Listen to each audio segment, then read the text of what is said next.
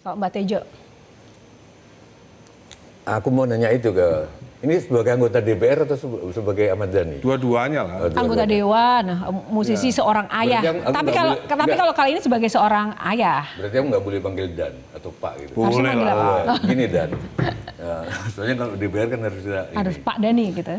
Ada mendua soal perlindungan anak, soal penampilan itu Mbak Sani. Beberapa temanku nggak apa-apa, cucunya atau anaknya dipasang gitu.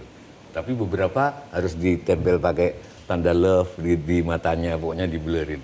Nah kalau misalkan Raffi atau Jojo Suherman diobok-obok itu anaknya ditampilin di foto di Instagram.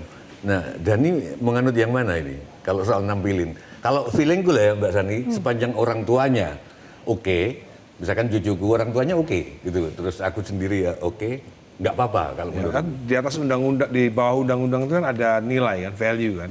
Ada beberapa teman-teman artis saya juga yang sampai sekarang tidak pernah menampilkan anaknya di dalam video maupun foto. Bahkan kita nggak tahu anaknya mukanya seperti apa sih gitu. Itu kan masalah value aja, masalah nilai ya. Kalau saya lebih terbuka, boleh-boleh aja gitu. Cuman memang dalam undang-undang memang memasang foto anak orang lain itu ya nggak boleh, harus izin ayahnya dong. Gitu loh. Kalau ayahnya sendiri nggak ada masalah, tapi di dalam YouTube pun kalau kita membuat video tentang anak kita dalam YouTube, itu di YouTube pun nggak ada royalty, nggak ada AdSense-nya.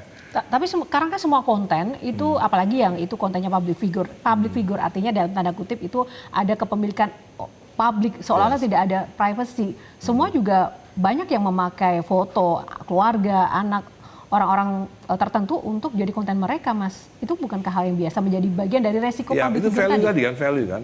Kalau itu anak saya ya otomatis itu kan hak saya kan misalnya kan. Saya mau bawa anak saya ke luar negeri juga selama saya masih bawa suratnya. Misalnya kita bawa anak usia seperti Safia ke luar negeri, saya tetap bawa akte kelahiran dan kartu keluarga. Sampai kan itu kan ketat kan. Artinya kepemilikan terhadap anak itu kuat. Jadi kalau anak saya dipakai orang lain untuk kontennya mereka segala macam ya tentunya harus seizin orang tua dulu seharusnya gitu. Terus kalau soal bullying gimana Dan? Aku gini ya sebagai dalang ya, tokoh-tokoh besar di wayang itu justru yang dibully sejak anak-anak. Wisang Geni di bawah umur dicemplung kawah dari di muka, yang lain-lain. Nah dari bullying itu enggak gimana? Jadi begini Mas Sujiwo Tejo. Jadi dunia kan sudah beda sama dulu ya. Dulu menikah itu kalau di Islam sampai sekarang pun masih syaratnya sudah mens, boleh dinikahin. Tapi kalau sekarang kan nggak boleh karena ada hukum positif kan.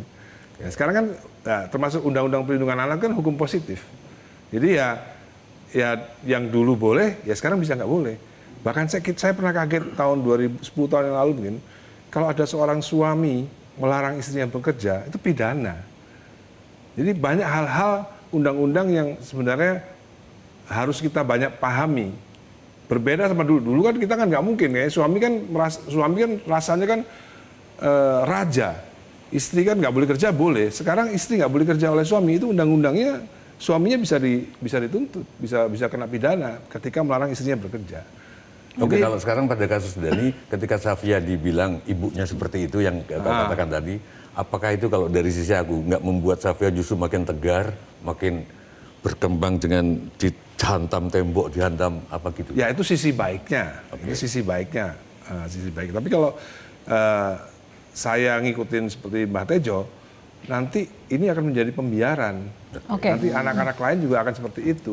Nah, tunggu. Sebelum Bang Hensat akan mengajukan pertanyaan, tahan dulu. Kita akan jeda dulu. Sesaat lagi Q&A masih akan kembali. Tetaplah bersama kami.